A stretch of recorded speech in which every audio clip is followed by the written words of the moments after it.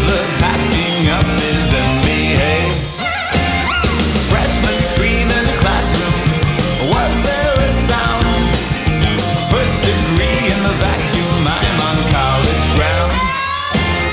Took a class, big fun, modern ethics 101. First day, learned why ethics really don't apply. Prof says one trade takes us to a higher state. Drug-free, cure this, get your pencils, copy this. Life unwinds like a cheap sweater, but since I gave up hope, I feel a lot better. And the truth gets blurred like a wet letter, but since I gave up hope, I feel a lot better. Write it down.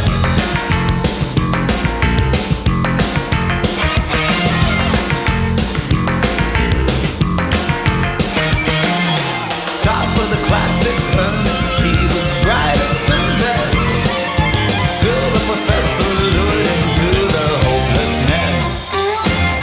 Now he lives for the shortcut like a citizen should. Tells the class with a wink of only the young die good. He says that ideals uncouth, fatalism needs youth. Eat well, floss right, keep the hungry out of sight. Save face, nip and tuck, brace yourself and pass the buck, and don't forget the best advice. Everybody's got a prize. Life unwinds like a cheap sweater, but since I gave up hope, I feel a lot better. And the truth gets blurred like a wet letter, but since I gave up hope, I feel a lot better. While the world winds down to a final prayer, nothing seems quicker than complete despair. I predict by dinner I won't even care. Since I gave up hope, I feel a lot better.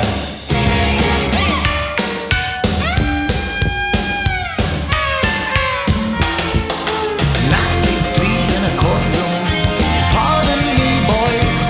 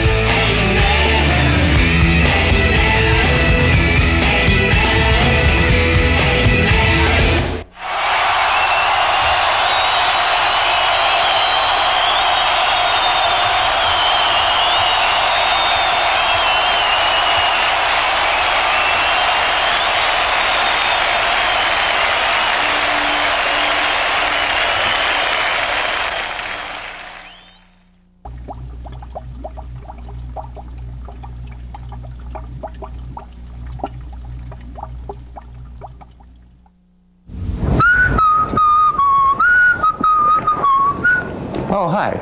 I'm Steve Taylor. I'll be with you in just a minute. I'm getting ready to go on this promotional tour across the United States, and I just have a lot of last-minute things to do, some last-minute packing, a little last-minute ironing. You know, people have been asking me recently, Steve, why would you go out on a promotional tour across the United States? And, well, there's a couple of reasons. First of all, I love people.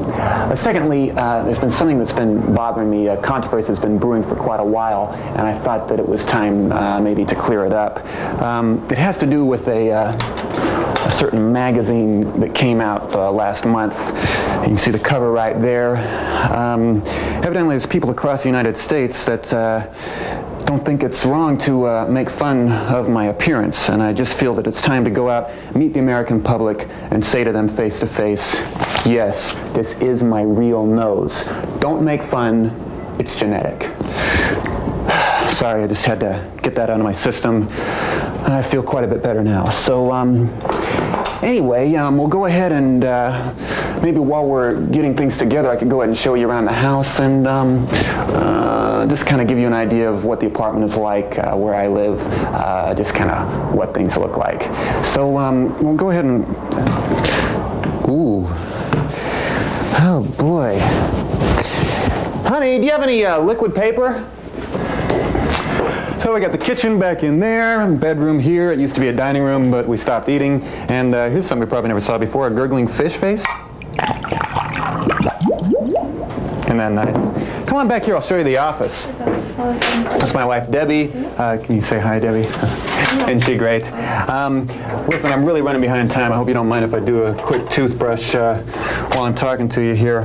You know, I've been getting a lot of questions on some of the different songs on the record, and I thought maybe we could also take this opportunity to tell you a little about some of those songs.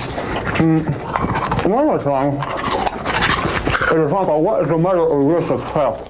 The song was written initially to be a kind of thing where I wanted to, hold on, I'm making a mess here. Jesus said, it comes from a verse in the Bible. In fact, I got the Bible verse right here. I'm going to show it to you. It's something that Jesus said to one of his disciples, and got it underlined right here in my passage. Here, you can go and I'll close up right here. For what is a man profited if he gain the whole world and lose his own soul? Nice, huh? Okay, never mind. Just make it 2 tacos. Is that bill for you? Yeah, and could you hold the mustard on those? What? Could you hold the mustard on the tacos? What? Okay, thanks. Here's my 4. Just here at Noggles, oh man, I really should take care of this shit. I'm really sorry about this. I don't think it's gonna come off. Well, I'll have to get it at the plane. We're running really behind, so I'm just gonna have to get some food to go. Boy, that's bad, isn't it? I thought I would tell you a little bit about one of the other songs on the record that I've had some questions about. It's called Since I Gave Up Hope, I Feel a Lot Better. And I wrote this song as kind of a look through the wide eyes of a college freshman that goes to the state university, and he enrolls in an Ethics 101 class, and when he gets there he finds out that the ethics professor really doesn't believe that there is such a thing as ethics. The professor's philosophy of life is life unwinds like a cheap sweater. Since I gave up hope, I feel a lot better. So it's kind of a satirical song, kind of a departure for me, I guess, don't you think? And I hope you like it. In fact, maybe I'll go ahead and play it for you right now. I'll go ahead and pop the tape in here.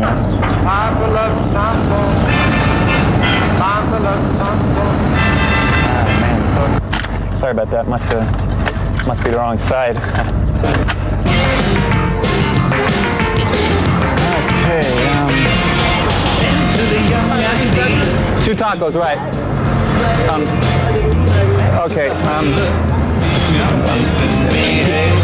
Okay. Got a little bit far back. Okay. Hold on just 1 second. Got a little too far away here for that. Excuse me.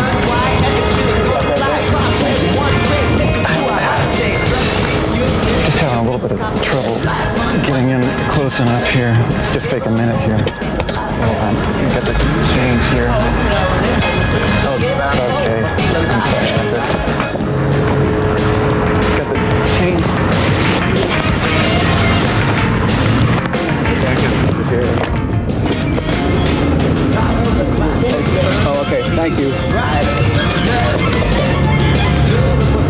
Okay. Well, I'm glad we've been able to spend this time together through the magic of video, but it's time now to take that big bird across this great land of ours and come and visit your town. I've got my suitcase in one hand, my briefcase in the other hand, and a small taco in each pocket. In fact, the only thing I forgot to bring is enough money to tip that little man at the airport who takes your luggage. And since my flight is leaving on time, who knows? I may already be sitting in the audience, ready to meet you face to face, and still trying to scrape that toothpaste off my shirt.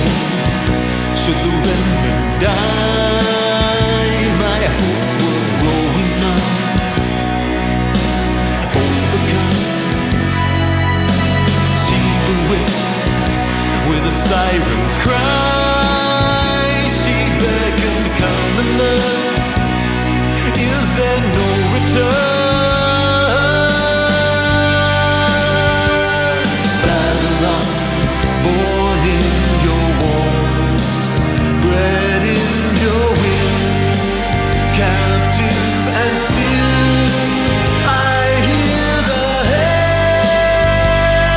heavens cry.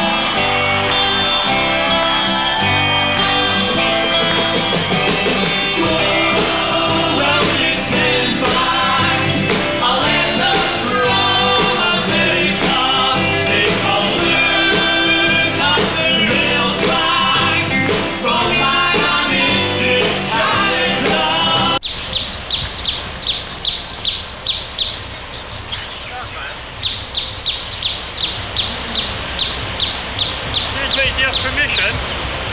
Sorry? You have permission to do this. This is private land. We had a query earlier on in the week with the German film crew. Right. Oh, yeah, To ask permission. We're here instead. You're here instead? Oh, you had a German. There was originally a German crew Yeah, well, a week and a half German. ago that was going to be doing it. But they're not doing it. We're doing it. Right. They were told they didn't have permission to do it. Oh. Just to get a shot of the castle. Yeah, they were told they couldn't have permission.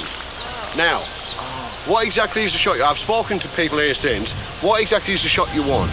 Yeah, all we wanted, we just had a shot of the castle, and then we just wanted to get one through the gate. All it is we're starting off with, greenbelt, and the first opening shot is just Castle Ashby, England, just to give a sense of where it is. Where it is? Exactly, just where it is. So you do it all from here? Yeah, no, we're not going inside or anything. We didn't want to go inside at all.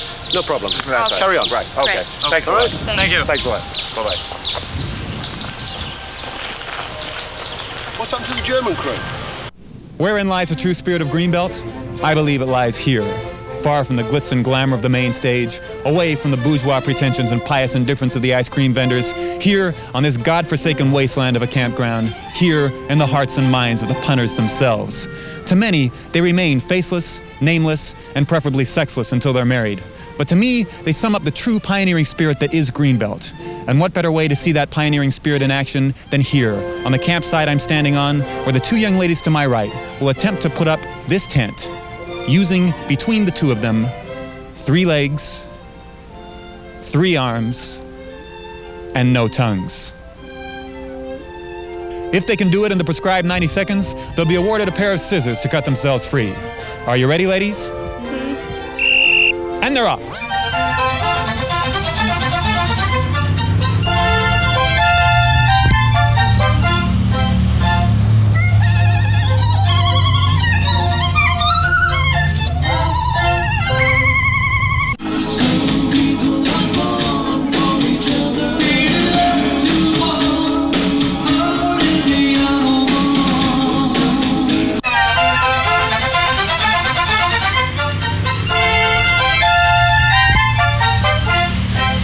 That's very good. Cliff, reading the travel at Greenbelt. You've been here a couple of times before. Why'd you come back? Do you enjoy it?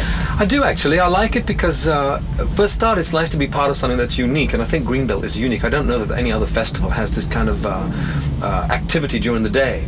Most of the people here, thousands of people who have come for the whole weekend, Friday, Saturday, Sunday, and Monday, are attending seminars. And anybody that's interested enough to live in a tent where it might pour down with rain and spend the day learning about themselves, about God, about Jesus, about bringing all three together, I mean, I think deserve a great round of applause. And the chances of you, of course, wandering around the campsite, sleeping in a tent, going to the seminars, it must make it very difficult. I mean, do you ever try and sort of wander out in a disguise? Bono tried it last year, apparently. I did actually go out once without a disguise, and it becomes really quite difficult. The thing is, if you brazen it out, of course, you can actually get quite away without being spotted.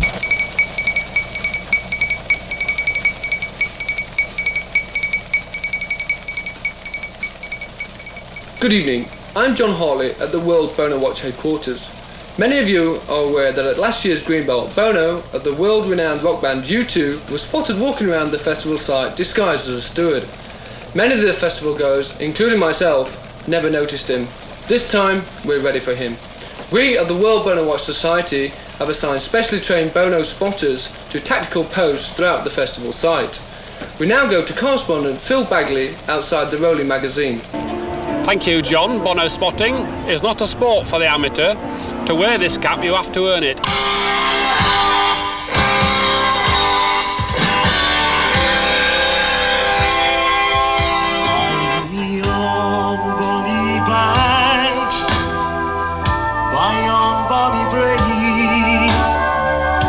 Where the sun shines above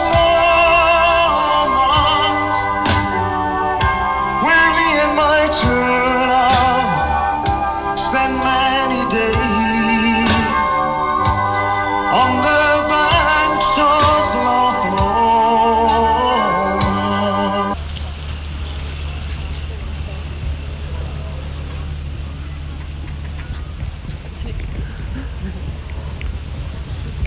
Afternoon, gentlemen. I'm wondering what are the seminars you've most enjoyed this weekend? I think the one on the Christian approach to urinals and seeing a holistic view of urinating and how it slots into the whole of our discipleship. You know, how we go to the toilet in a truly biblical fashion, whether we should just be following the Israelite norms of digging a little hole outside the camp, or whether something like this plastic and metal urinal is truly biblical.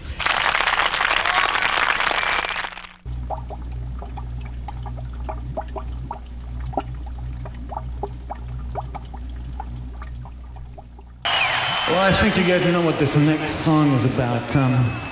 Just makes the point that it doesn't matter if it's a so-called Christian college in the United States or if it's segregated churches down in South Africa. Racism in the name of Christianity can never be tolerated. This is called the We Don't Need No Color Code. Now, I thought it would be nice if we did this song in kind of an African tribal call and response format. You know what I'm saying? Well, I'll call the words out to you, and you scream them back to me as loud as you can. You got it? Can you make my ears bleed tonight? Here we go. 1, 2, 1, 2, 3, 4.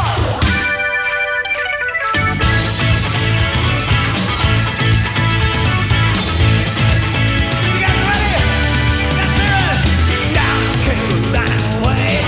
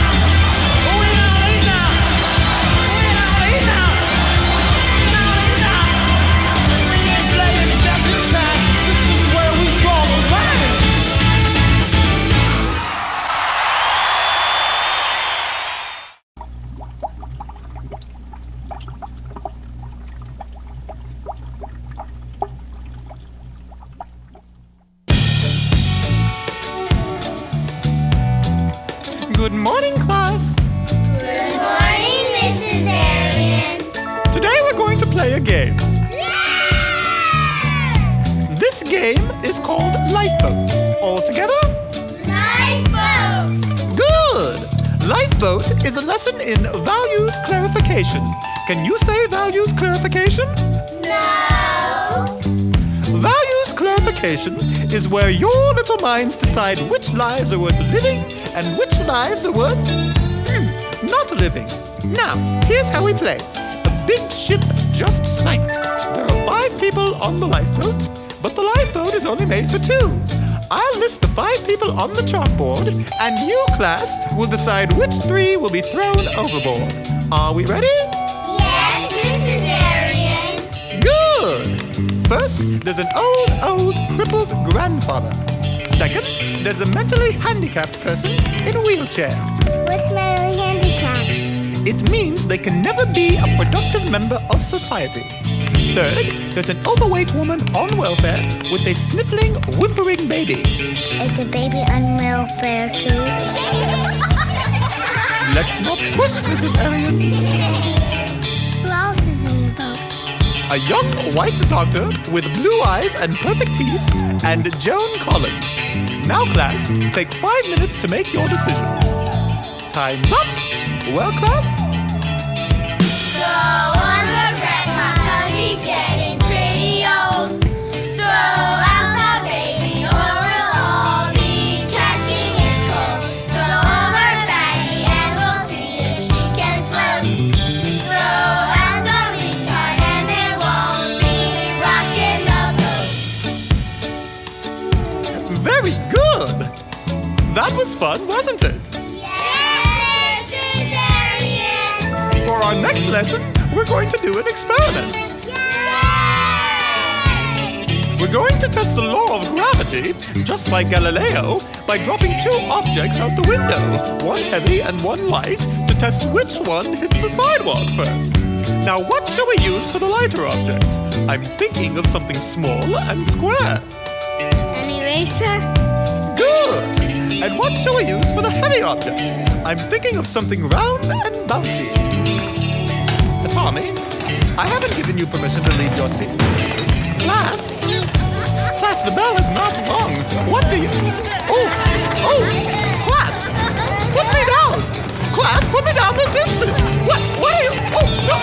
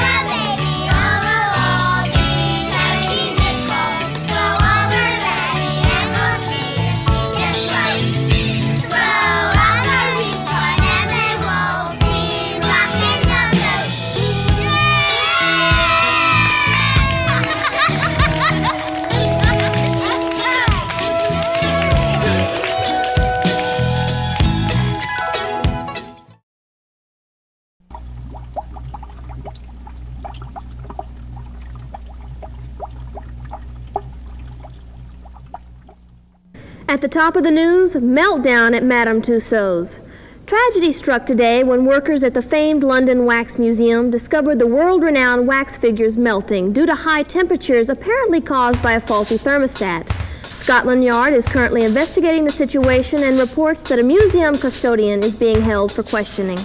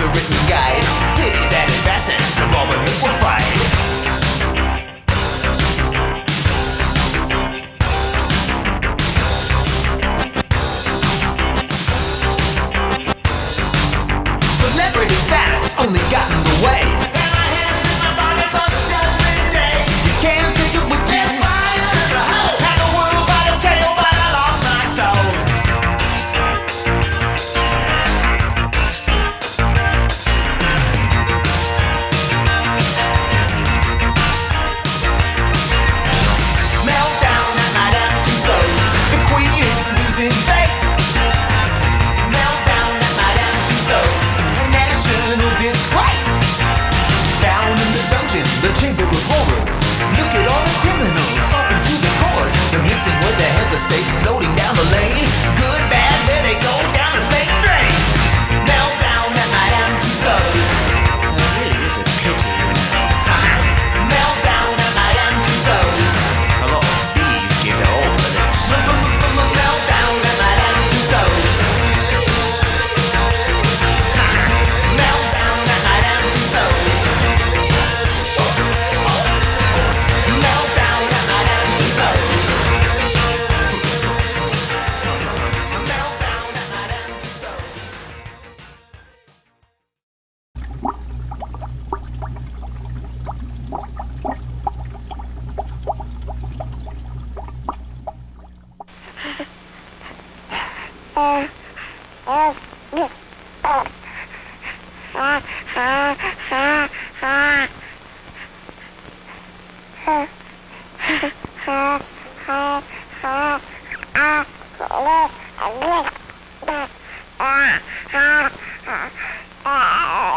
I'm just not sure we're doing the right thing, that's all. Look, That's all. it was an accident. It was never meant to be. Besides, you're the one that's always talking about joining the under 30 upper class, you know, the new elite. Well, those people don't have kids. Have you thought about what the neighbors are going to think? What are the neighbors going to think? What? For all we know, the neighbors have already done the same thing. You know, I don't know why you're getting so upset about this now. We've already been through this, and we've decided it's what's best. Besides, you don't really have what you call good motherly instincts. You know, you can't even raise houseplants. You want this kid to get all shriveled up like those rubber trees you had? Is that what you want? I'm sorry. I tried talking to them, but they must have been from Brazil because they didn't understand a word I was saying. You know, this kid's crying. It's driving me nuts. Can you stick something in his mouth, please? Hey, listen, would you quit calling it? I mean, just because we didn't name it. Yeah, well, you're the one that said it'll be worth more without a name. Don't come at me with that. You're the guy with all the great get-rich-quick schemes.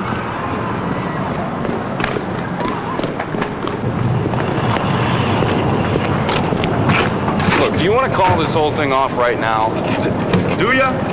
Do ya? No! Have you given any thought to the fact that we just might get arrested? That's why we're using assumed names. Besides, they're not going to arrest us. It's our kid. And if they do, we can always take the coward's way out and drink some of your coffee. Honey, what do you want me to do with this? Cold, just toss it.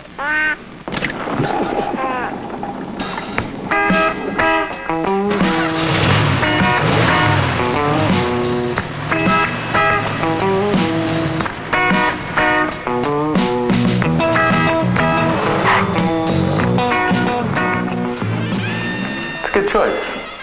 These new T-Birds are fine cars. I drive one just like this. Well, EPA says 18. I know for a fact these will get at least 30. Mine gets 33.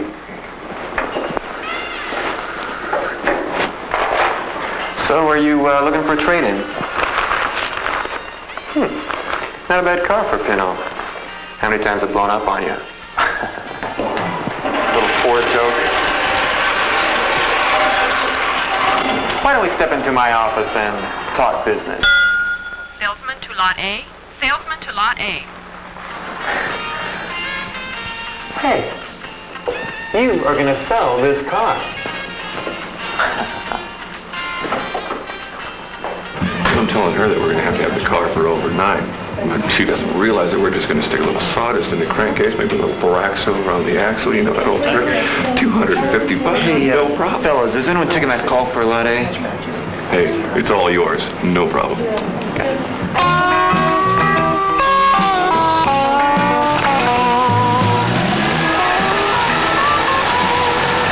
You got it.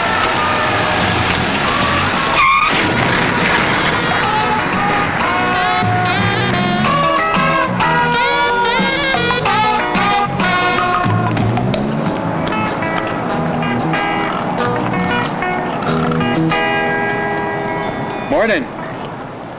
Hi. So, can I sell your car this morning? Well, we've kind of had our eye on this little baby for a few weeks now. good choice. New Mustangs are fine cars. I drive one just like this. EPA says 20. I know for a fact these will get at least 35. Mine gets 40. So I didn't catch your name. Oh, my name is Robert, and this is my wife, Kay. Oh, and what do we have here? Hi. Really favors the missus. Yeah. Listen, don't say that around the wife, all right? Now about this car. Yeah, listen, Bob. Can I call you Bob? Well, I prefer Robert. Bob, I'm going to be honest with you. I sell one more car this month. Not only do I get a $500 bonus, but I get my name engraved on the Salesman of the Month plaque. It means a lot to me, Bob, and to my dying mother. Frankly, I'll do anything I can to sell your car today. You know what I mean? Yeah, good. So, are you looking for a trade-in? Yeah, as a matter of fact, we are. Well, to be honest, there's not much of a market for that particular model, but I'll have my man take it for a spin and see what he thinks. Well, see, we're not really interested in trading the car. Well, what do you want to trade in, your wife? I'm a kidder. No, the kid, actually.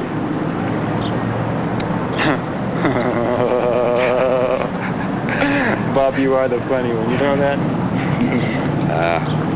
I'm not kidding. You're not kidding?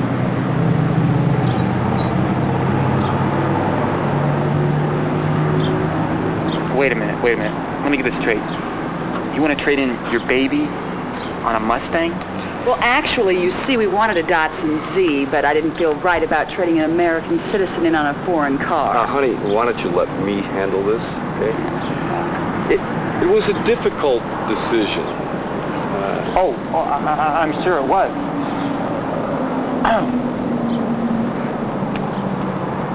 Well, boy or girl? It's a boy? Yeah, it's a boy. It's a boy. I haven't really done this kind of thing before, Bob. I know it's going to be tough determining a book value. Why don't we step into my office?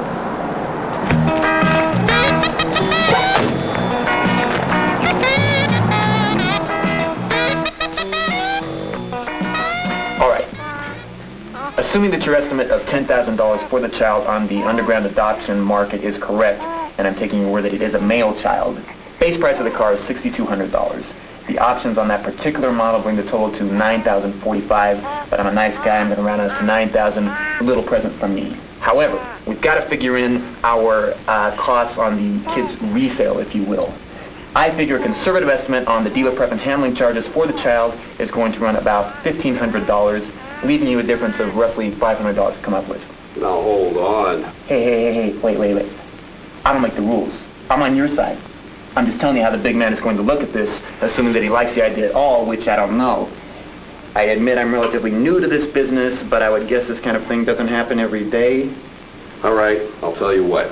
I'll throw in the bag. Now, here we've got a week's supply of formula. We've got some anti-rash cream. We've got a rattle. Spare booties. We've got spare booties. Okay. I'll tell you what. I'll talk to the boss. But I'm telling you, the boss has kids of his own.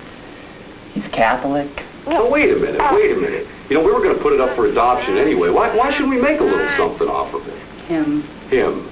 What you're telling me is it's okay for you guys to roll these trucks in, put them on the showroom floor, dust them off a little bit, wait for some poor sap to walk in and you can soak him for every last dime he's got. But just because we're talking about a baby, you know what dealer prep on a baby is? I'm not talking about the 9 months in the factory here. I'm talking about buying maternity clothes, pickles. What about the stretch marks? Stretch marks. We're talking stretch marks. Also, Fritos and chocolate syrup in bed. But just because it's a baby, we're supposed to be nice guys and just give it away, right? Besides, we're going to make some rich, lonely, sterile couple very happy.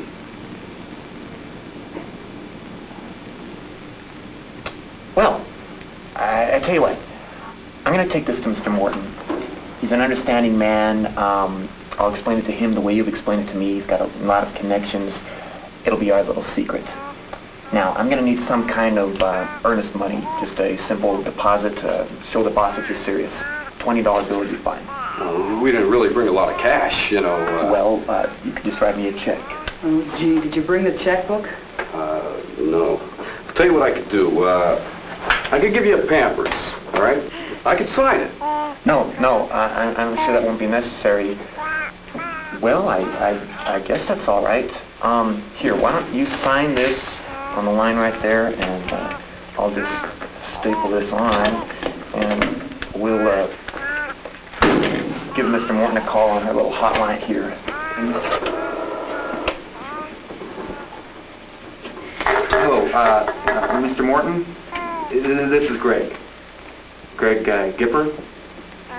Gipper? I remind you of your son? Yeah. I've got a couple here who wants a trade-in. Could I come on and talk to you? Yes. Yes, sir. Be a success is what you said, sir. Yeah, I'll come right in.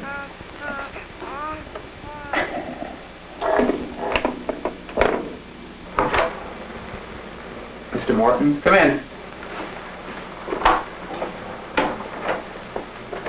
Call me Bud, because that's what I want you to think me as your Bud. What can I do for you, kid? Well, Bud, I've got a rather unusual contract offer. Wait a minute. This is what I like to ask my people. What do you think of the deal? Well, I think we could come out on top. If you get a contract, you got some earnest money? Well, sort of.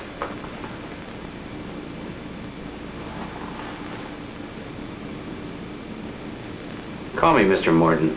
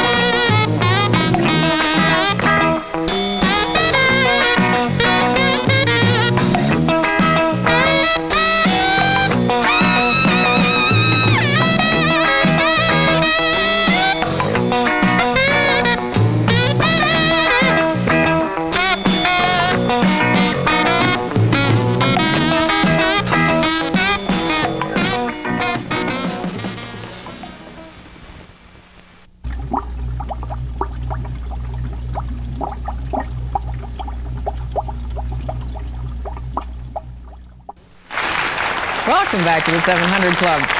Well, it's tonight, and it's in Nashville. The Christian music industry will gather to honor the outstanding Christian performers of 1984 when the Dove Awards are broadcast live on the CBN cable network from 9 p.m. to 11 p.m. Eastern Standard Time. Our entertainment reporter, Scott Ross, is standing by in the Tennessee Performing Arts Center right now with two of the nominees for Gospel Music Artist of the Year, Amy Grant and Steve Taylor. Scott, what's happening in Nashville right now? Well, in Nashville right now, we are doing a first, actually. CBN Cable has just, for the first time, come on here full-fledged as of April 1st. That's an exciting thing. And for the last few days, we've been here, actually, since Sunday, enjoying the events, many of them, and listening to the music of myriads of people, Danuta, all kinds of music. There may even be something here that you would like, you know. It's good to see you. How are you? I'm doing really well. The Dove Awards are a big deal, aren't they? They really are. The Dove Awards are to the gospel music industry what to the secular industry would be the Emmys and the Grammys and the Oscars and so forth. And but primarily this is music. And within the last few years, music has taken on, the Christian music has taken on a whole new tenor. It is a new impact, there's a new acceptance. And a couple of those people that have been most influential in affecting this change in Christian music are Amy Grant, the young lady seated next to me, and Steve Taylor. Steve's the one with the curly hair. That's right.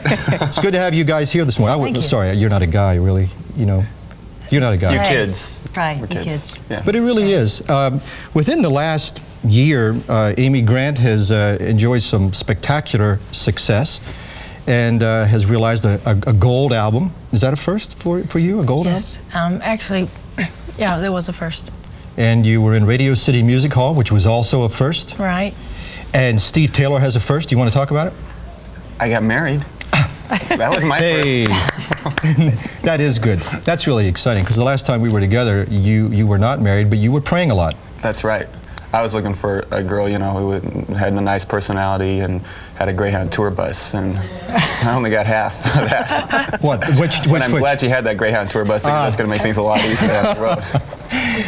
You're going to have to adjust to Steve this morning. We're all trying to do that.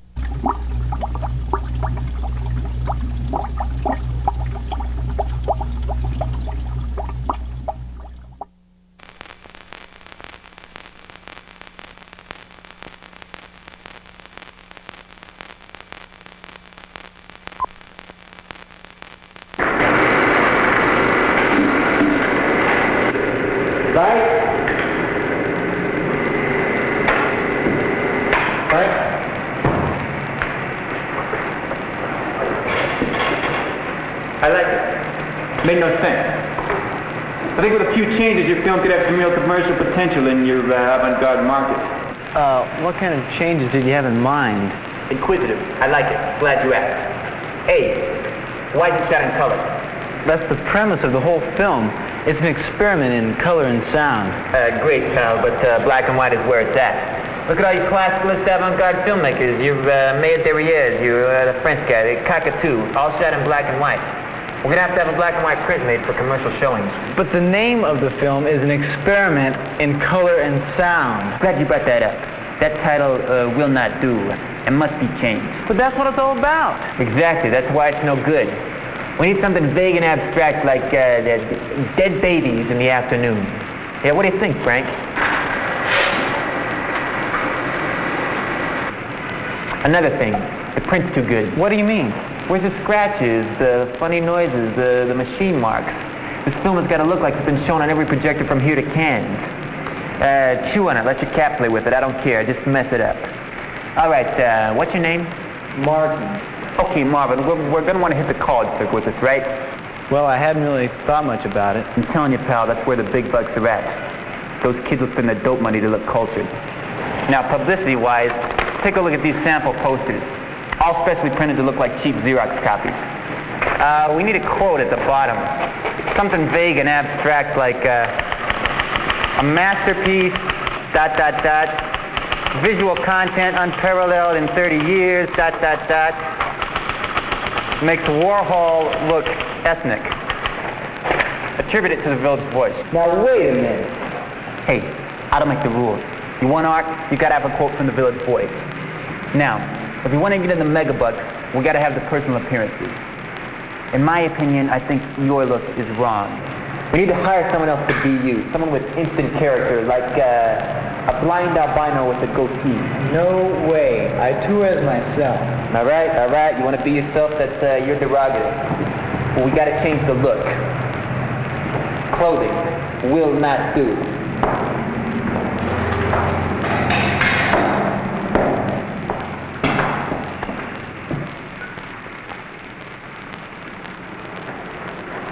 I'll let you mess them up. Hair will not do. Two choices. Either buzz it all up or try some of this. Instant gray. It'll give you that byproduct of the 60s look. Am I right, Frank?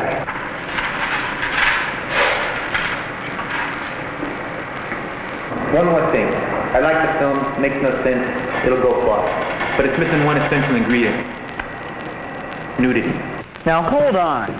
Hey, you don't like it? Go somewhere else. Check out the Brimstones on 58. You can't even spell avant-garde. You catch my drift? Catch my drift? You're dealing with professionals here. Am I right, Fred? All right, I've prepared a list of responses for question and answer sessions after a showing. All very nicely nebulous and unrelated. Doesn't matter what they ask, you stick with these responses. I'd like you to practice number 1 in front of the mirror. Try it. I don't know. What do you think? Nice. Any questions? Great. Now, you make those changes and I'll see you in about a week. Stick with me, kids, you'll go far.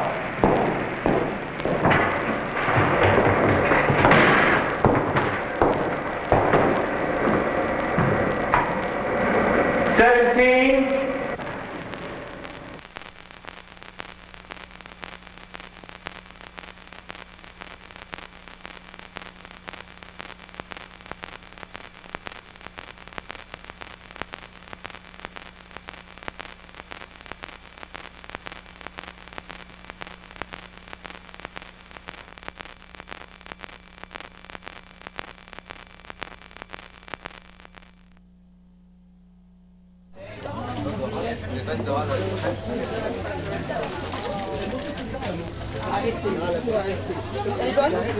Oui, la fraîche, oui.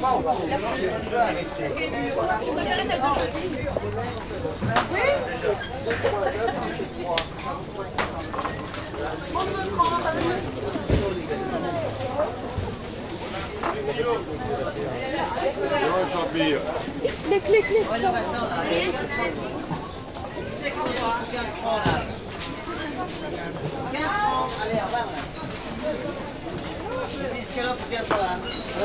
Ah oui, une escalope, 15 francs. 15 francs tout là. On saute 15 francs pour aller en aller.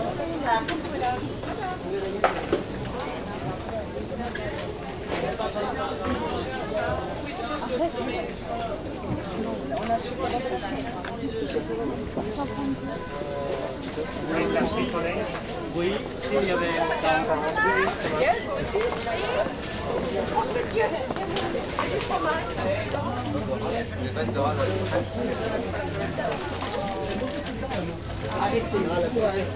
Elle est bonne? Oui, la fraîche, oui.